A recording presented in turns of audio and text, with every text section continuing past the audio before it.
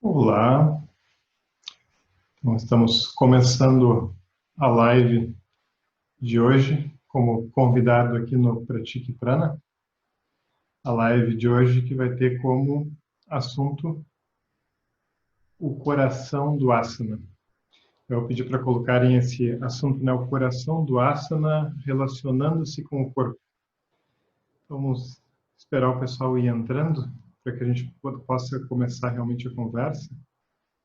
Bastante gente vindo.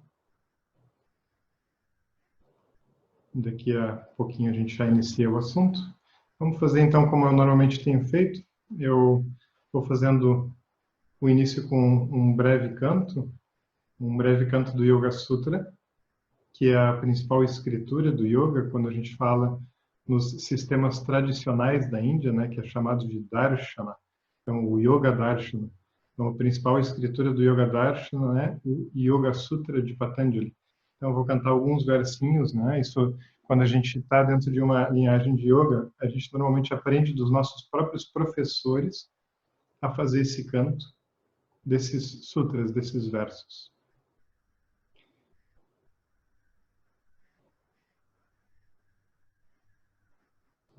Namo Namo Shri Deshikaya Namo Namaha.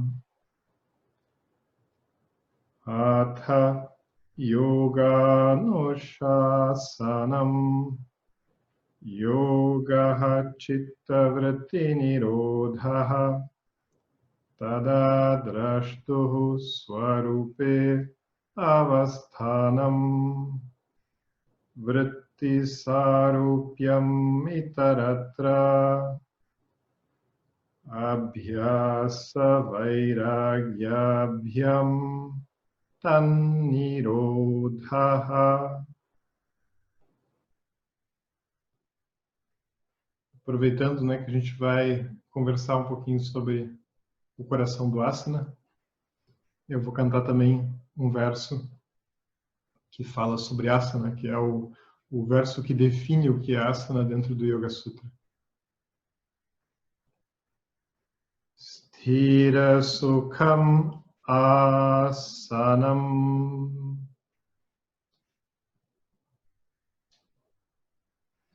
Um verso curtinho, né? Vai parecer que eu estou enrolando, falando por talvez meia hora sobre um assunto que é definido apenas nesse breve verso dentro do Yoga Sutra, Sthira Sukham Asanam. Mas vamos lá, né?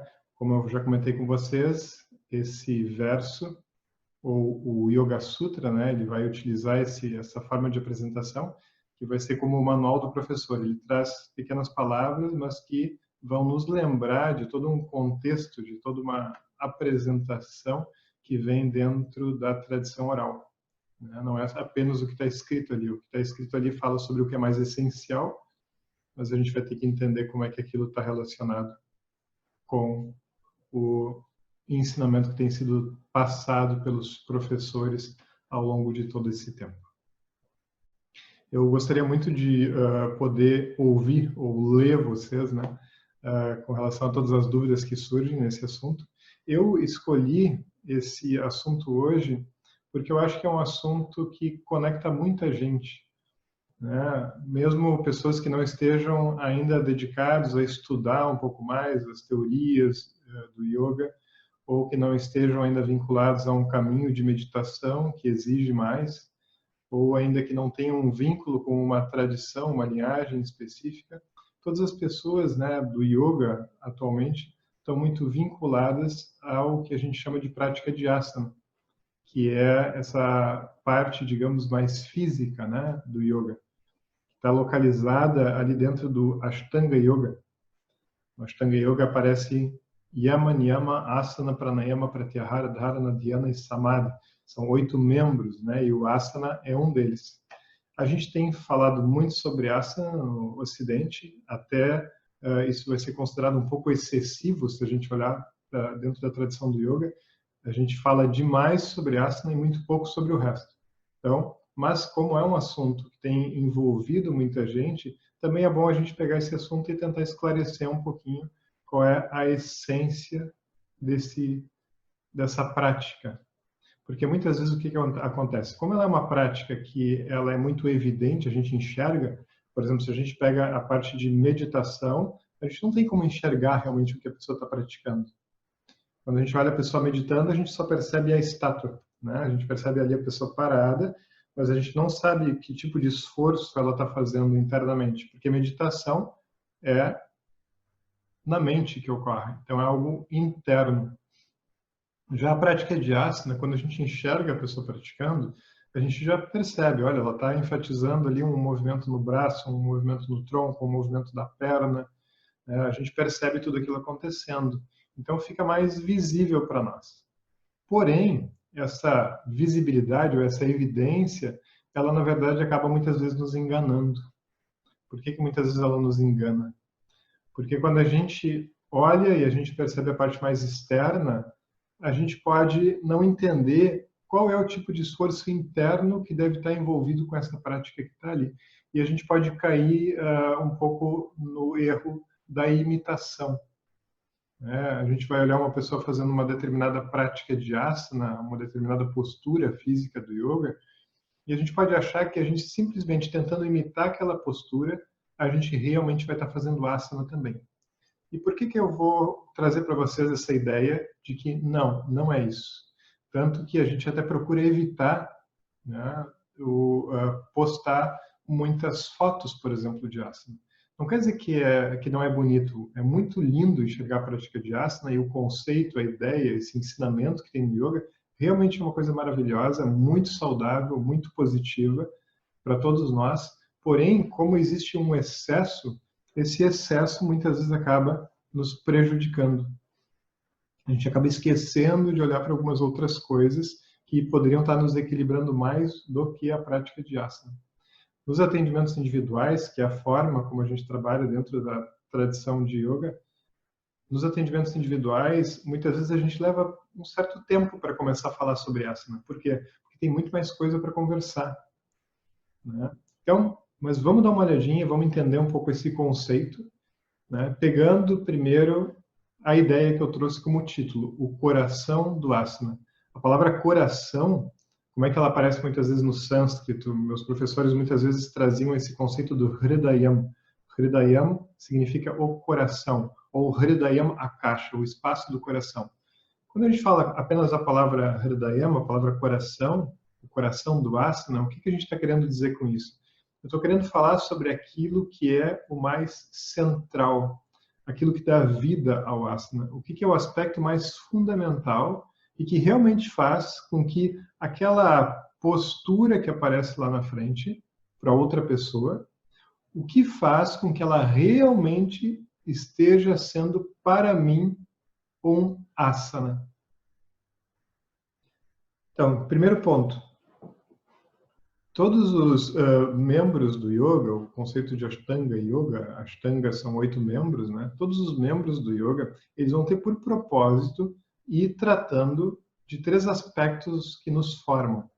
O aspecto de corpo, o aspecto de respiração e o aspecto de mente. Como asana é a primeira prática formal, né? A gente tem algumas outras coisinhas antes, mas isso em outros momentos talvez a gente converse. Mas o asana normalmente vai ser a porta de entrada mais visível, aquilo que a gente para conseguir fazer, para aprender com o nosso professor. A gente vai trabalhar com o corpo, com a respiração e com a mente. A mente, ela está presente na prática física. Então, quando a gente fala a prática de asana é uma prática física, não significa que a mente não esteja sendo trabalhada de uma determinada maneira, de uma maneira especial. Quando a gente fala que a prática de asana é um exercício para o corpo, também não quer dizer que a respiração não esteja junto. E também, claro, obviamente, o próprio corpo. Então, corpo, respiração e mente estão presentes nesses angas, nesses membros do yoga. E, portanto, a asana sendo a primeira, ela vai ter um reforço dessa ideia de que a gente tem que saber o que fazer com a mente, o que fazer com a respiração e o que fazer com o corpo. Se a gente separa esses 3, se a gente diz assim, não, prática de asana é só para o corpo, a gente vai começar a ter um problema. Por quê? Porque a tradição do yoga ela veio justamente para fazer uma conexão do ser humano. Ou seja, pegar todas as esferas do ser humano. E não pegar um pedaço aqui e depois lá adiante pegar um outro pedaço. Mesmo que a gente tenha uma disciplina que é chamada de pranayama, uma prática que é chamada de pranayama, e que lide mais especificamente com a respiração, dentro do asana, a respiração tem que estar integrada. Dentro do asana, a mente também precisa estar integrada. Eu preciso saber o que fazer com a respiração, eu preciso saber o que fazer com a mente. Se a gente começa a separar isso e dizer, não, tal exercício agora é só corpo, tal outro exercício do yoga é só respiração, tal outro exercício do yoga é só mente, já não é mais yoga, porque daí eu desintegro. Né? No momento que eu desintegrei, isso não tem mais nada a ver com a abordagem de yoga, isso é uma outra coisa. Então, para que uma certa posição do corpo seja chamada de yoga, ou seja chamada de asana do yoga, eu preciso saber o que fazer com os três. O que fazer com o corpo, o que fazer com a respiração, o que fazer com a mente. Né? Então, por que isso? Né? Porque, na verdade, se a gente for olhar para o processo de yoga, como eu já falei várias vezes para vocês, yoga ele pode ser chamado de uma psicologia antiga, né? Porque o yoga ele trata da mente. Né? Quem vai trabalhar em cima da medicina dentro da tradição da Índia é o Ayurveda. Quem trabalha sobre a psicologia é o yoga. Quando a gente fala isso, a gente está dizendo, a gente vai usar o corpo na prática de yoga com o propósito de ir chegando mais perto da nossa própria mente, chegando mais perto do entendimento daquilo que brota na nossa mente e causa danos, ou chegando mais perto daquilo que brota na nossa mente e dá benefícios, chegando mais perto para que a gente gere um autoconhecimento no sentido de saber como o meu corpo funciona, saber como as minhas emoções funcionam, e o yoga vai trazer a questão também espiritual de duas formas. Também outro assunto que um dia pode ser conversado.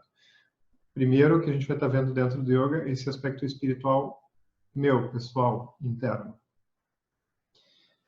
Então, eu tenho que já estar preparando o meu sistema para ir conseguindo afetar a mente, mesmo dentro da prática de asana. E o que é, qual é a melhor forma de afetar a minha mente? A mente, ela é dura, né? Ela é difícil de ser modificada. Algumas pessoas até falam muitas vezes que não acreditam em uma real transformação do ser humano. Mas o yoga diz que sim, e trata bastante desse assunto. E ele diz que a melhor forma da gente começar a afetar a mente, a primeira maneira de conseguir afetar a mente, é através da respiração.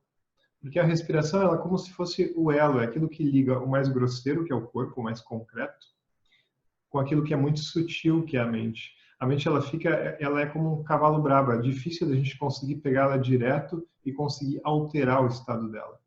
Então, esse cordão, isso que liga corpo e mente, que é a respiração, vai ser o nosso principal instrumento para conseguir auxiliar a mente a ter as primeiras etapas de amadurecimento ou de melhoria da sua condição. Então, quando a gente começa, por exemplo, a usar o corpo físico dentro do asana, a gente vai verificar como a gente vai trazer a disciplina da respiração, para que essa disciplina da respiração, falando de uma forma simples, tá? A gente pode dizer assim que quando a gente trabalha, por exemplo, uma flexão à frente, a gente vai procurar fazer de forma que a gente possa desacelerar a exalação. Quando a gente começa a fazer uma abertura, né, uma flexão para trás, digamos, onde a gente abre o peito, a gente vai fazer com cuidado, sensibilidade, essa inalação enquanto está abrindo o peito. Isso tem a ver com todos os conceitos de prana dentro do conhecimento de yoga também, que é um assunto interessante. Né?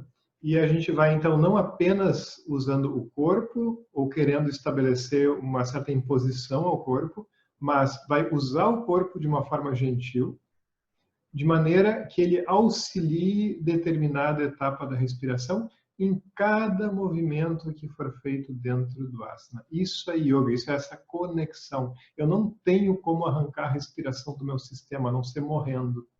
Eu não tenho como arrancar a mente do meu corpo, a não ser na morte.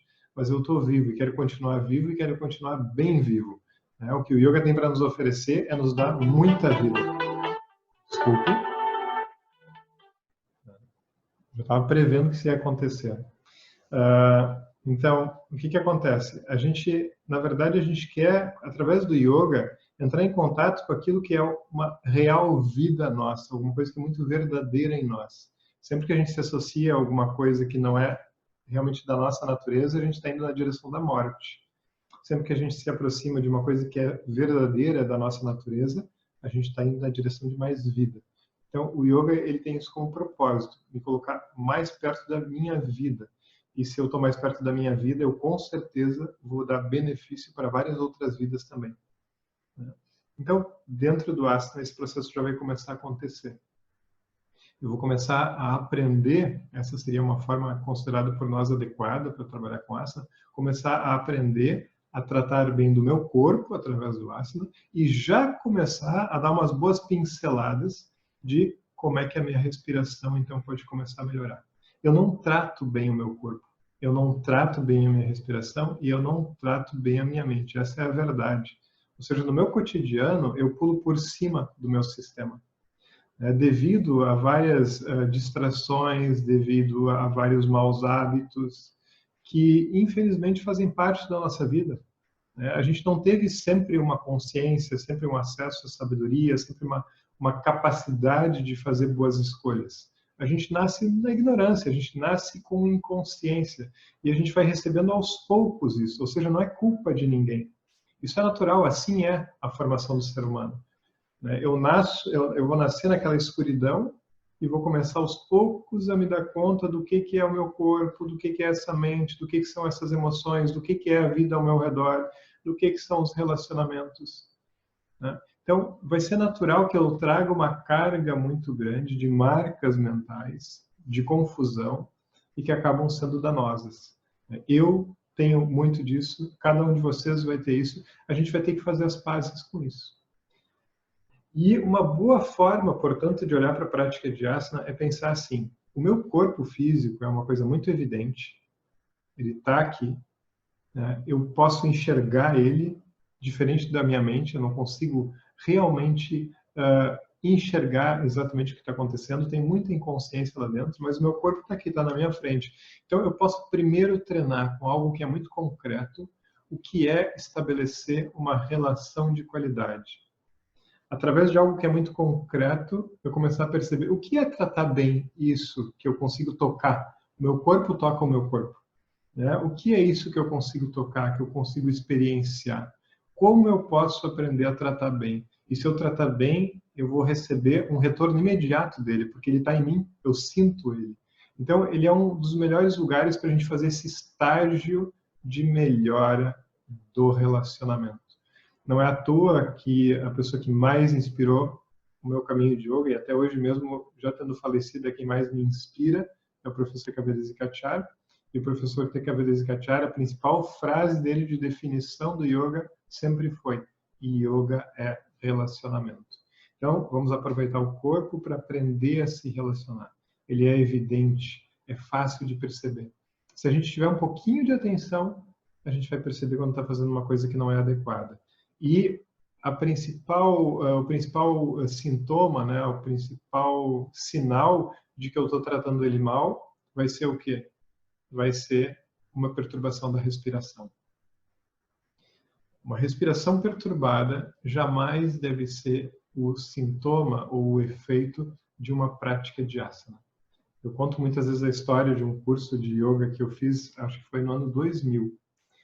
Eu fui num local e era um local com muitas pessoas praticando, e aí foi ensinado um asana difícil, e estava todo mundo envolvido naquele desejo de fazer o desenho da postura, e a pessoa que estava do meu lado, ela forçou o corpo para fazer aquilo. Ao fazer aquilo, a respiração dela se perturbou completamente, ao fazer aquilo, e aí ela quase caiu no chão depois de ter feito aquela postura e conseguir. Mas ela conseguiu o quê? Ela conseguiu perturbação. Ela conseguiu ir na direção oposta de yoga. Eu não estou falando isso de que a pessoa do meu lado faz e eu não faço. Eu faço muitas vezes isso no meu dia também. Mas a gente precisa de um caminho que nos ajude a dizer, não é essa a direção. Vamos tentando melhorar isso e tentando se preparar para ir mais para o outro lado. Sempre vai ter esse jogo de forças, a gente sempre vai perceber que a gente tem muita coisa a aprender, a gente vai sempre se frustrar também por tentar algumas coisas e não conseguir, mas a gente quer saber qual é a direção mais adequada, qual é a direção mais correta. Isso no yoga se chama agama, ou aptavachanam. São conceitos daquele conhecimento que vem, daqueles professores que vêm e que me ajudam a fazer um passo a passo adequado para a minha realidade. Então, corpo, respiração e mente. Quando a gente fala sobre corpo, por exemplo, um dos conceitos que é trazido dentro do yoga é o conceito de vinyasa. O que é vinyasa? Um dos conceitos que o professor Tirumalai Krishnamacharya, que é o pai do professor Desikacharya. Então, Krishnamacharya dizia que o asana é Sharira Anga Vinyasa. Sharira Anga Vinyasa. O que significa isso? Significa colocar o corpo organizado de uma forma inteligente, de uma forma especial. Ou seja, não de uma maneira qualquer. O que significa não de uma maneira qualquer? Não de uma maneira qualquer significa que não é qualquer postura estranha que é um asana. Significa que precisa ser uma postura que tem uma inteligência. Que inteligência é essa? A inteligência de organizar o nosso sistema, o nosso corpo, de uma forma que vai produzir saúde, organizar a nossa respiração de forma a melhorar a nossa inalação, ou a nossa exalação, ou a retenção após a inalação, ou a retenção após a exalação.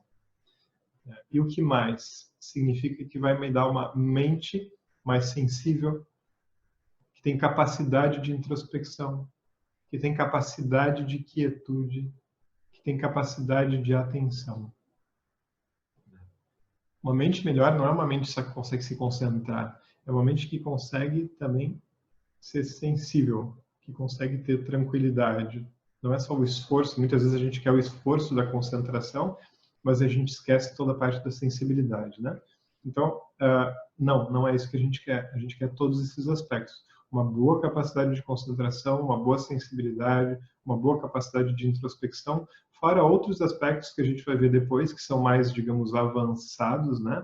Porque não vai ser o asana que vai conseguir diretamente me dar isso, que é, por exemplo, amorosidade, empatia, né, que são consideradas qualidades supremas dentro do yoga e são tratadas também dentro do Yoga Sutra, né, ou dentro do Sankhya Karika, dentro dessas escrituras, né? Então, a gente quer ir nessa direção, a gente quer conseguir afetar a mente. Quando a gente está falando do asana, o asana ele não vai conseguir fazer todo o trabalho ainda de afetar a mente, mas ele vai começar esse trabalho.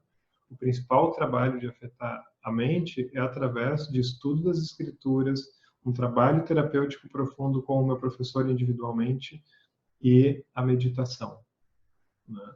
E isso sem esquecer, né, da questão toda de Kriya Yoga, que é a questão dos relacionamentos que a gente tem. Então, esse ponto, né, é um ponto sempre a ser lembrado, a questão de corpo, respiração e mente. E o que é esse conceito que eu cantei para vocês lá do Yoga Sutra, que é o conceito de asana é Stiram e Sukham. O que é Stiram e Sukham? Stira significa uma estabilidade, uma atenção. E Sukha significa um bem-estar, uma tranquilidade. Ou seja, a única definição de asana que aparece dentro do Yoga Sutra é a definição de que asana é algo que é feito que tem as qualidades de atenção, estabilidade e bem-estar. Por que isso? Vocês vejam como isso resume bastante o que é um esforço apropriado. Por exemplo, quando a gente fala em estudar alguma matéria que a gente não gosta, exige muito esforço, traz muita perturbação a gente ficar forçando em cima de um assunto que a gente não quer estudar, né? A gente fez isso muito quando criança, né? E depois chegou um momento que a gente diz, graças a Deus estou livre, agora eu vou estudar aquilo que eu vou escolher me dedicar, né? Então, eu escolhi me dedicar ao yoga, vou estudar muito a respeito do yoga, porque aquilo me dá prazer quando eu faço. E quando eu estou estudando yoga, eu vou estar estudando sem esse conflito. Eu vou estar olhando para aquilo, vou estar lendo ou escutando meu professor, e aquilo vai ser algo que vai vir macio para mim, porque é algo que eu desejo muito receber, que eu desejo muito entender. né? Então, ali tem uma profunda concentração, mas uma profunda concentração que vem com uma recepção muito agradável. Não é aquela concentração do conflito, a concentração do esforço, né? Então, a mesma coisa também vai ter que acontecer dentro da prática de asana. A prática de asana, a maneira como a gente vai cuidar disso, essa palavra que eu falei para vocês, a palavra vinyasa, ela significa que a gente vai procurar desenvolver os asanas de uma forma muito gradual. Por exemplo, não faz sentido a gente começar a se vincular com prática de asanas e começar a se preocupar em fazer asanas que são desafiantes, que são difíceis. Porque normalmente alguma coisa que é muito desafiante e muito difícil é alguma coisa que não leva em conta, por exemplo, a minha qualidade mental e a minha respiração. Ela leva em conta apenas um desejo egocêntrico de conseguir conquistar o meu corpo. Meu corpo não foi feito para ser conquistado, ele foi feito para ser bem tratado, porque ele foi um presente que eu recebi. Eu nem fiz esforço para ter esse corpo aqui, eu faço esforço hoje para cuidar dele, né? Então, esse cuidado que é o aspecto mais importante. Não a conquista, não a imposição. Conquista e imposição são enganos profundos na relação com a prática de asana.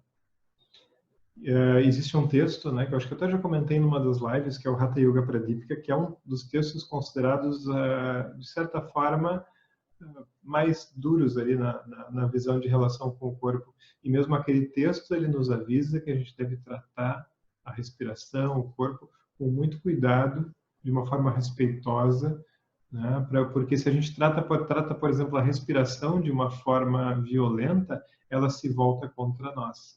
Ela causa danos no meu estado mental e ela causa danos também no meu sistema físico. Ou seja, isso não vai me ajudar. Um comentário, né? Deixar a vaidade de lado e se focar no aprendizado. Exatamente. Isso resume bem esse ponto que eu estou tratando e é o que eu tenho que aprender cada vez mais e que cada um de nós tem que aprender cada vez mais. A prática de yoga, quando a gente fala desse pequeno pedaço da prática de yoga, que é a prática de asana, ela deve ser olhada com muito cuidado para ela não ser algo que vai simplesmente alimentando a nossa vaidade e vai causando outros danos. Eu vou confessar para vocês, já teve situações onde eu saí da minha prática de asana e saí me sentindo mais orgulhoso, porque eu consegui determinada coisa. Agora eu estou me sentindo mais forte, estou me sentindo com mais vitalidade. E aquilo faz brotar um orgulho. Se a gente não tem um questionamento do que é mais importante, naquele momento a gente cai na confusão. E não é difícil cair nessa confusão. Não é difícil a gente começar a alimentar isso e esquecer do resto. Tem uma perguntinha, né? Quais asanas são ideais para se praticar o pranayama? Essa pergunta, ela vai trazer uma problemática para a gente conversar sobre isso aqui, porque para cada pessoa isso vai ser muito diferente. Por exemplo, uma determinada pessoa, talvez se ela deitar no chão, de costas no chão, relaxado, e começar simplesmente a fazer um movimento do braço lá para trás, inalando, exalando, voltando, né? Talvez esse simples movimento possa ser muito mais ideal, muito mais útil e benéfico para aquela pessoa do que qualquer outra coisa mais difícil do que isso. Pranayama significa, Vitor, a prática que é feita quando a gente simplesmente para de fazer movimentos do corpo e a gente diz assim, agora eu vou cuidar só da minha respiração. Então eu vou parar quieto, chega de movimento, eu vou parar quieto agora e vou apenas cuidar da qualidade respiratória, não vou me ocupar com outros movimentos físicos. Né? Então, para uma determinada pessoa, simplesmente fazer movimentos de braço para melhorar a inalação e exalação já vai ser uma maravilha para ajudar numa prática focada na respiração depois. Para uma outra pessoa, talvez ela ficar de pé e começar a fazer flexões à frente, exalando, subir, inalando, exala, volta para a posição de pé, fazer simples movimentos de flexões à frente, talvez para essa pessoa isso vai ser muito bom. Né? Então é muito difícil a gente simplesmente dizer, ó, isso aqui é ótimo para o pranayama. Né? Isso, em alguns casos de revistas que às vezes pediam, né, para mim escrever algum artigo para eles, a Prana Yoga Journal, né, que era uma revista que existia até há pouco tempo para mim, né, para muitos já faz bastante tempo, às vezes eles me pediam, né? Faz uma prática ali, né? Desenha alguma prática para as pessoas. Eu sempre dizia, não, eu não quero desenhar prática porque eu não sei se para aquela pessoa que está lendo aquilo realmente vai ser adequado. Então a gente tem que cuidar muito o que vai ser adequado para cada pessoa.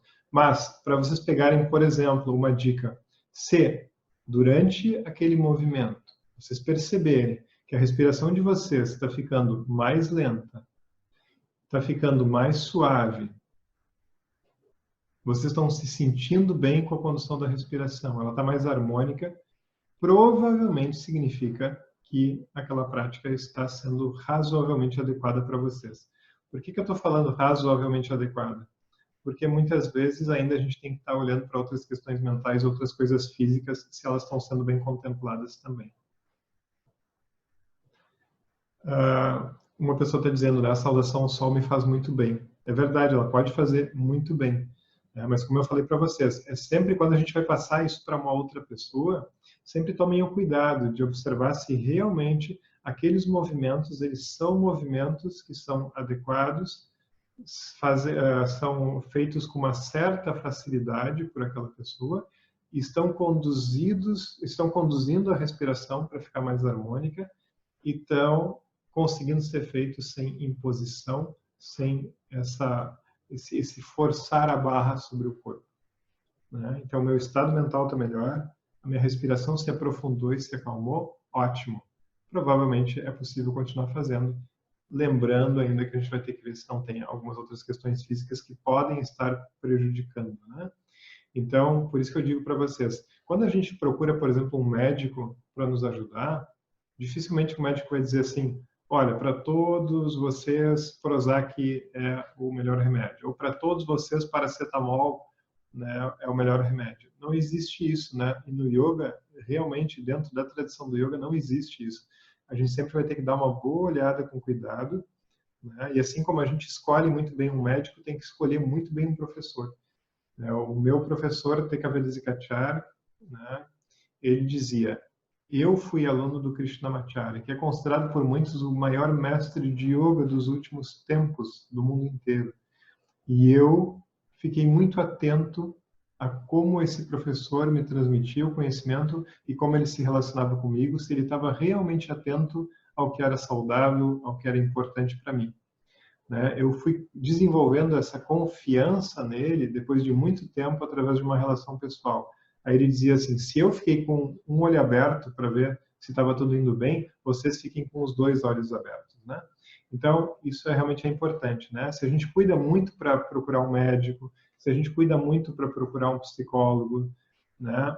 A gente tem que também cuidar muito quando a gente vai procurar um professor de yoga, né? Eu, enquanto professor, eu não posso achar que a pessoa vai chegar e simplesmente tem que confiar em mim. Não, ela tem que testar, verificar se realmente tudo que eu estou fazendo é em nome do respeito, do cuidado e de poder ir transferindo um conhecimento para ela que vai dar mais sabedoria, vai dar mais maturidade, vai dar mais liberdade, vai dar mais independência.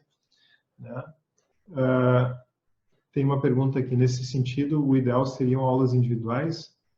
Sim, né? Dentro de toda a visão das linhagens de yoga, as linhagens tradicionais, sempre é colocado que a gente deveria fazer um acompanhamento individual, porque não existe corpo um igual ao outro, não existe padrão respiratório um igual ao outro, não existe história de vida, emoções, mente, uma igual à outra. Então, quando a gente vê assim que tem um número enorme de asanas, de posturas, não significa que é para todas as pessoas fazerem essas posturas. Deixa eu ver se estou falando demais aqui. Não, acho que ainda dá para ir mais um pouquinho. Na verdade, é como se fosse uma grande farmácia, onde a gente vai ter que verificar se aquilo que vai ser pego, aquela caixinha lá de remédio daquela farmácia, se aquela caixinha ela é adequada para mim, ou se não, ela vai me produzir mais problemas, mais efeitos colaterais negativos do que benefício. Então, o yoga não é milagroso, ele não é diferente disso. Né? Realmente precisa ser olhado com atenção, com cuidado, mas não é algo também assim tão complicado. Assim, se a gente começar a estudar, se a gente começar a aprender, o que é realmente o asana ou o que é realmente o pranayama, a gente vai ver que tem formas de saber se proteger um pouquinho melhor, né? Principalmente estudando escrituras e tendo contato com alguém que realmente respeita todo esse conhecimento de linhagem, alguém que a gente sabe que tem o seu próprio professor ali dentro de uma linhagem, né? Isso realmente é muito importante. Nunca caiam na visão de que vocês têm que simpatizar apenas com a pessoa que está ensinando vocês. Não, vocês têm que ter a segurança de que aquela pessoa está bem embasada e ela recebe também o seu acompanhamento, a sua instrução. Ela é um aluno não porque ela pratica, mas porque ela tem o seu professor de verdade, né? Então a gente sempre tem essa visão dentro das linhagens tradicionais de yoga. Tem a pergunta, né, se Krishnamacharya praticava ou se ensinava, né? Eu acho que é a melhor questão ali, se ele ensinava a Surya Namaskara, ou saudação ao sol. Sim, tem uma forma específica que é ensinada, que vincula muito ao trabalho respiratório. Por exemplo, a primeira vez quando eu comecei lá em 94, quando eu aprendi em outros sistemas de yoga, não era muito vinculado à respiração. Depois, dentro da linhagem que eu sigo desde 2001, né, aí eu fui vendo melhor o que era essa conexão, até mesmo da saudação ao sol com a respiração, né? Mas a saudação ao sol, repito, ela não é uma prática adequada para todo mundo, né? Ela pode também perturbar, pode não ser muito legal por várias razões. Sempre a gente tem que olhar com muita atenção. Um comentário, né? Eu comecei a me interessar pelo yoga justamente pelas práticas de respiração, pois tenho asma, então minha respiração é bem limitada. E isso de sentir se está tranquilo ou não, eu me atento sempre. Realmente isso é muito bom, né? Porque isso é uma proteção.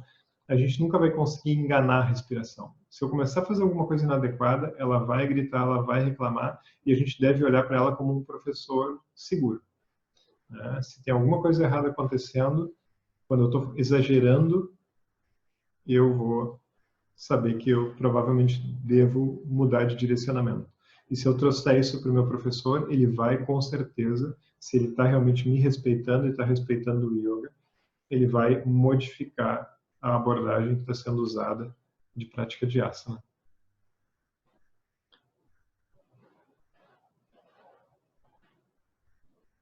Quais os benefícios, né, o Fernando, né, Puini, que também faz o meu curso de Psicologia do Yoga, né, que é um curso onde eu abordo todos esses assuntos de uma forma mais aprofundada.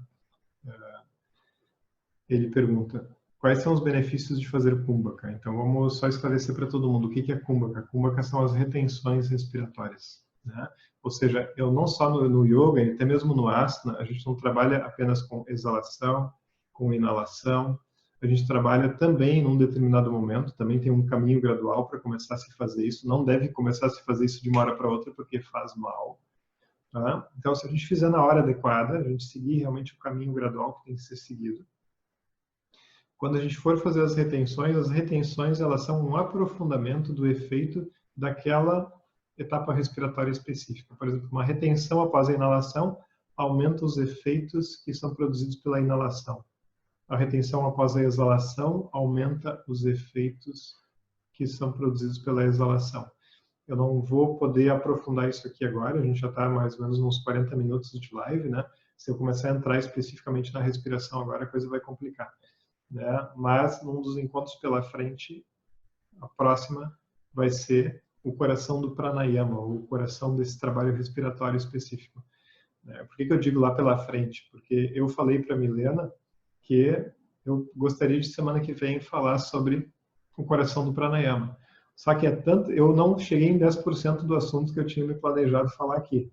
Aliás, acho um bom sinal, porque eu tenho falado demais, eu acho. Então, eu peguei um ponto mais específico, fui tratando aqui com vocês e conversando, né? E tem muita coisa pela frente ainda para falar sobre asana, né?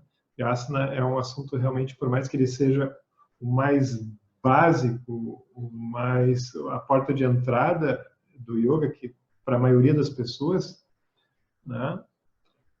Ele tem uma riqueza muito grande se a gente entender o próprio asana também como um processo introdutório de meditação, né? Aliás, esse é um dos conceitos que eu ia trazer para vocês, vou trazer rapidamente agora, que uma definição também que é dado para a prática de asana é Sharira Samyama. Significa o quê? Significa uma relação com o corpo de uma forma que vai ter que ser muito bem desenvolvida, porque ela precisa ser como uma meditação no corpo. Ou seja, eu tenho que me relacionar com ele, começar a entender como ele funciona, e aí então poder descobrir quais são as minhas habilidades, o que ele tem para me oferecer, quais são as minhas dificuldades, os meus obstáculos, como eu posso cuidar disso, quais são os meus vícios de relacionamento ao estabelecer esse relacionamento com o meu corpo.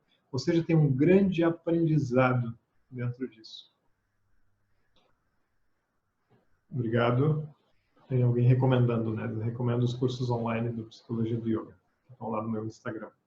Então, isso realmente são, esse curso online que ele está falando é um curso que tem cerca de 42 aulas gravadas e mais encontros ao vivo semanais comigo, né, que vão até outubro. A gente vai ter bastante tempo para poder discutir vários assuntos, conversar também pessoalmente online, né, ao vivo, né, com toda uma base ali de conhecimento através das videoaulas que foram preparadas com o conteúdo. O meu Instagram, uma pergunta ali, é Jorge Knak Yoga. Jorge, K-N-A-K, Yoga. Depois eu posso colocar para vocês ali no IGTV do Pratique Prana quando eu descrever. Né? Então, infelizmente a gente tem pouco tempo aqui, os assuntos são vastos, né? Mas esse último conceito que eu trouxe, só para não deixar ele pendurado, Asana é Sharira Samyama, significa então, asana é como uma forma introdutória de meditação, tendo o corpo como objeto de meditação. No yoga, a abordagem de meditação ela é um pouco diferente do que as pessoas normalmente conhecem. Normalmente, o que tem sido trazido para o Ocidente são mais as abordagens de meditação de silenciar a mente. O yoga ele não faz isso. O yoga ele traz um outro conceito. Ele traz o conceito de estabelecer uma relação com algo que está ali para ser compreendido, aprender a aprofundar, a criar mais intimidade nessa relação, a partir disso, pela experiência, pelo vínculo, pelo relacionamento, e conseguindo limpar o que eram os nossos enganos e poder enxergar a verdade daquele conceito, daquele objeto com o qual a gente está se relacionando. Né? Então, o conceito de meditação, quando a gente fala em asana, seria eu usar o meu próprio corpo como objeto de meditação. E para isso eu vou ter que saber como explorar ele de uma forma positiva, para que a minha mente fique melhor, para entender o que ele é e para que ele seja um bom objeto de observação. O asana faz isso para nos ajudar. Ele ajuda tanto o corpo a ficar melhor, ficar mais calmo, ser melhor observado, ser sensibilizado, ao mesmo tempo que ajuda a minha mente a poder experienciar melhor isso, sensibilizar e poder ir entendendo o que é esse objeto que está aqui junto comigo o tempo inteiro. Tem muita coisa que vem aqui que eu tenho vontade de falar, mas infelizmente eu vou ter que fechar minha boca. Né? Mas, digamos, um dos pontos, né, que eu estava até num atendimento individual de hoje de manhã com um aluno meu de Curitiba, a gente estava estudando, a gente está estudando já há um tempo a Bhagavad Gita, né? E aí eu estava ensinando hoje de manhã o verso 60 e... Deixei aqui do lado anotado. Verso 67 do capítulo 2 da Bhagavad Gita, né? Que é um texto riquíssimo em termos de yoga. Então, nesse verso se fala muito sobre... Aliás, nesse capítulo inteiro fala muito sobre a questão dos sentidos, né? Dos objetos sensoriais. E eu estava relacionando para ele com a questão do nosso corpo, né? O corpo é o nosso objeto de relação que tem que ser a nossa âncora, porque é aquele objeto que está sempre junto conosco. A nossa experiência emocional é de que esse objeto é eterno, e nesse sentido esse engano é bom, porque todos os outros objetos que circulam por nós, eles vêm e vão o tempo inteiro, eles são instáveis. Então, uma das primeiras experiências de estabilidade, uma das primeiras âncoras para nós, para isso, é conseguir se conectar ao nosso corpo, que é o nosso objeto estável. A partir disso, depois vai ficar mais fácil dar os próximos passos, né? Então, a asana tem essa riqueza também.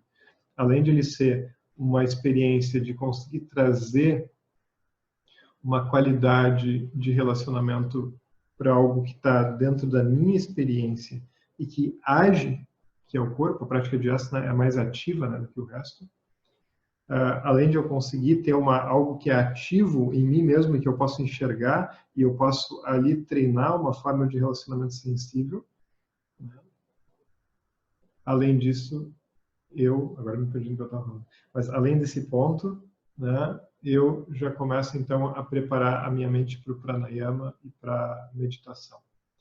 Alguém disse aqui, fez uma pergunta aqui, fiquei curioso sobre a possibilidade de uma posição não fazer bem para determinada pessoa. Pode falar sobre isso?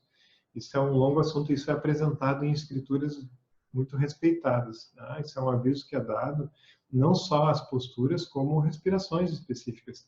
É que nem realmente qualquer processo terapêutico ou qualquer processo de tratamento de saúde. Tem coisas que para uma pessoa fazem bem, que para outras pessoas vão ser um veneno. Né? Por isso que a recomendação sempre que a gente tenha um acompanhamento de perto. Né? Uma pessoa que esteja realmente olhando a partir desse prisma. Olhar e verificar se realmente aquilo está sendo adequado para a minha condição e se vai na direção do que são as minhas necessidades de corpo, respiração e mente. Isso não é tão simples como parece. Né? Então, assim como tem as várias propagandas, né, hoje em dia, para a gente não se automedicar, né, também a gente deve tomar cuidado com relação aos asanas. Né? Como é que a gente vai receber uma ajuda para poder não se automedicar? Isso é tratado no curso de Psicologia do Yoga. Sim, só que o curso de Psicologia do Yoga, inclusive eu uso ele como um curso requisito para a formação que eu dou de 3 anos, né? Então, ele é um curso que ele apresenta tudo isso, mas ele não vai poder ensinar completamente o método. Ele vai dizer o porquê dessa importância, ele vai explicar várias bases teóricas, ele vai dar exemplo, mas esse estudo ele vai ter que se arrastar por muito mais tempo, né? Então, ele vem e ele apresenta muita coisa. Muita gente da área da psicologia, da área do yoga, tem se beneficiado bastante já no curso para conseguir adotar algumas coisas que são ensinadas ali. Né? Mas o caminho é um caminho mais longo. Né? Então, por isso que eu aproveito ele também para ser o pré-requisito do curso de formação de 3 anos que eu dou. Tá? Então, são assuntos realmente bastante que não podem ser tratados, né, com rapidez. Mesmo que o curso não seja tão curto, é um curso de 42 aulas, né, e mais encontros semanais ao vivo, né, mesmo assim, não é o suficiente. Então, é um início desse processo, né? Tudo que for rápido, vocês desconfiem, principalmente dentro do yoga, tá? Porque o yoga é um processo longo, né? E aí que está a graça, e aí que está a beleza e a profundidade dele. Ok? Então, eu acho que a gente vai ficar por aí hoje. Tá? Tem algumas pessoas que fazem lá o curso de Psicologia do Yoga perguntando, né, quando é que a gente vai começar o curso de formação também, né? Agora a gente está nesse momento, né, que é um momento muito especial para nós, que a gente tem que tomar muito cuidado como a gente vai dar os próximos passos, né? Então, o meu curso de formação, tanto aqui quanto em Curitiba e em São Paulo, era para começar aqui em Porto Alegre, né? Quanto em Curitiba e em São Paulo, era para estar começando no 2º semestre, mas ele vai ter que ficar para um pouquinho depois, né? Então, e as aulas do Psicologia do Yoga, que estão em andamento, e qualquer um pode entrar a qualquer momento, eu também vou estender os encontros presenciais que a gente faz online, né, que a gente conversa ao vivo ali, não por live, é pelo Zoom, para a gente poder realmente interagir, né? Ali eu vou estender até outubro para pessoas que entram agora, entram em julho, em agosto, possam realmente desfrutar bastante dessa troca e desse aprendizado. Então, a gente tem que aproveitar esse momento. É um momento diferente, é um momento desafiante, né? Mas é um momento que traz muito aprendizado. Então, vamos usar, né, esse momento para o nosso processo de aprendizado. Né? Alguém pergunta, é oferecido na mesma plataforma do Prana Yoga? Não, ele não é oferecido na plataforma do Prana Yoga. Ele está realmente dentro do meu site e ele é oferecido pela EAD Box, né, que é da plataforma que é usada, eu ofereço ele lá. Então, é através de uma outra plataforma ou vocês podem encontrar informações sobre ele no site Psicologia do Yoga, com Y, né? psicologiadoyoga.com.br, que é o meu site, né? Ou aí no Instagram, Jorge Knack Yoga. Então, chega de propaganda, né? Então, tá, pessoal, muito obrigado. Agradeço pela presença de vocês aqui. Espero que a gente possa ficar mais tempo junto, para tendo mais troca, vocês irem conhecendo mais essa visão de yoga, que o Pratique Prana me deu essa oportunidade de trazer essa visão para vocês. Aqui atrás tem a imagem, né, no altar ali da minha sala de atendimento aqui em Porto Alegre, do Krishnamacharya e do Desikachar. Tem ali também Patanjali, que é a estátua, né, do autor do Yoga Sutra. Então, obrigado por estarem aqui e que a gente possa ainda interagir muitas vezes também nas próximas semanas. Um grande abraço e uma boa noite.